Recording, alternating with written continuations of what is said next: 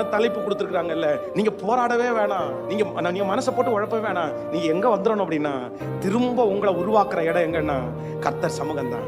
திரும்ப உங்களை வனைஞ்சுக்கிற இடம் எங்கன்னா, குயவனுடைய கையிலேயே அவர் வச்சிருந்த பாத்திரம் கெட்டு போயிருச்சு. ஆனாலும் அவர் என்ன பண்ணாருன்னா, அந்த குயவனிடத்துல கையில கெட்டு போன பாத்திரத்தை திரும்பவும் அவர் என்ன பண்ணாருன்னா ஒரு புதிய பாத்திரமா வனைஞ்சார். சோ ஆண்டவருடைய சமூகத்துல வர்றதுக்கு மட்டும் நீங்க என்ன பண்ணிடாதீங்கன்னா, தடை பண்ணிடாதீங்க, ஒதுங்கி நின்றாதீங்க, நான் வரமாட்டேன்னு சொல்லிடாதீங்க.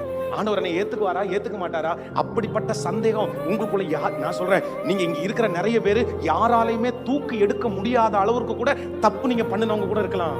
ஆனா யாருமே என்ன மன்னிக்க மாட்டாங்க. உங்க தவிர யாராவது ஒருத்தர் போய் சொன்னா அவங்க கண்டிப்பா மன்னிக்கவே முடியாது.